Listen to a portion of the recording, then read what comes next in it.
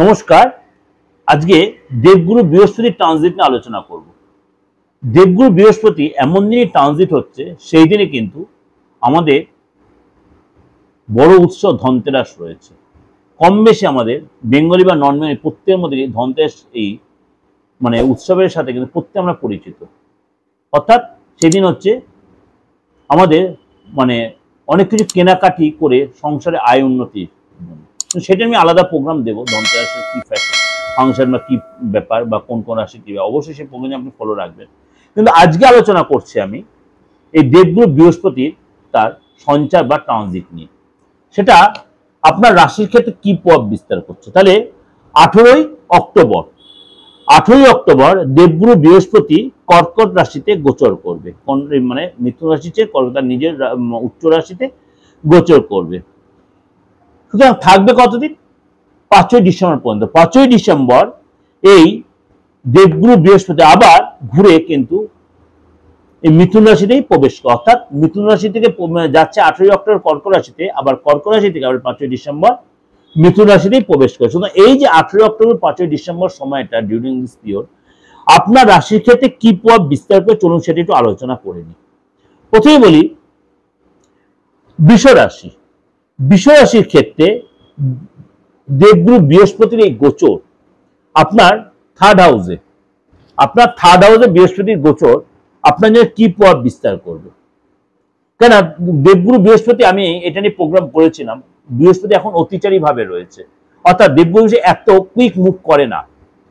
দেবগুরু 18 মাস অন্তর অন্তর মুভ করে, কিন্তু দেবগুরু বৃহস্পতি এখন কিন্তু অতিচারী ভাবে, আপনি প্রোগ্রামে যদি আমি সার্চ করেন দিগদর্শন চ্যানেল আমার, সেখানে দেখবেন অতিচারী ভাব কেন বলে, তার কিরকম তার প্রভাব বা কিভাবে হচ্ছে, অতিচারী কেন হচ্ছে, সেগুলো আমি আলোচনা করেছি। আর এখানে সেটা নিয়ে আর ডিসকাশন করছি। কিন্তু এখন দেবগুরু বৃহস্পতি অতিচারী ভাবেই রয়েছে।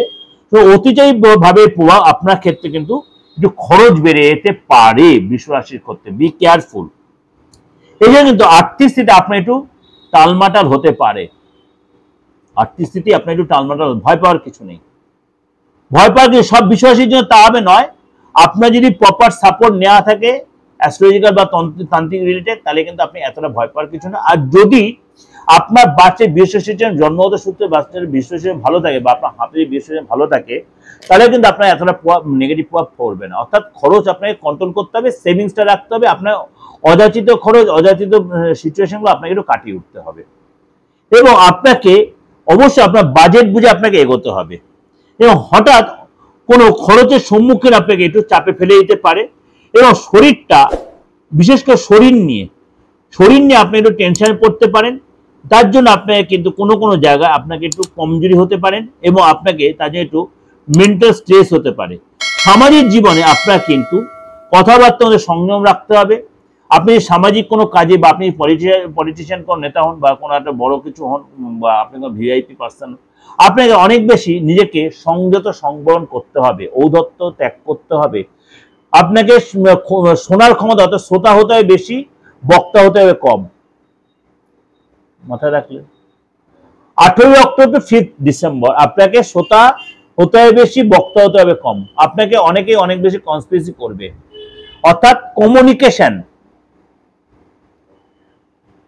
যোগাযোগ ব্যবস্থায় যাদের সাথে দেখবেন অনেকেই আপনাকে হয়তো একটু ইগনোর করবে, হেও করবে বা অপমান করার সিচুয়েশন তৈরি করে। আপনি কিন্তু কোনো মতেই নিজেকে বিচলিত হতে দেবেন না। মাথাটা ঠিক রাখবেন এবং আপনাকে বলে মেডিটেশন করবেন।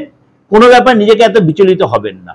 খরচটা কিন্তু আপনার বাড়বে, খরচটা কন্ট্রোল রাখবেন, বাজেট অনুযায়ী খরচ করবেন, শরীর নিয়ে সচেতন থাকবে, খাওয়া দাওয়ার কন্ট্রোল রাখবেন। বিশেষ করে পেটের প্রবলেম, বাইরের খাবার অ্যাভয়েড করবেন যতটা পারেন। বাইরের ফুড বা বাইরের জল এগুলো অ্যাভয়েড করবেন। এবং আপনি বেশি রাত্রি অবধি জেগে থাকবেন, বেশি রাত্রি অবধি খাবেন, বেশি রিচ খাবার, বেশি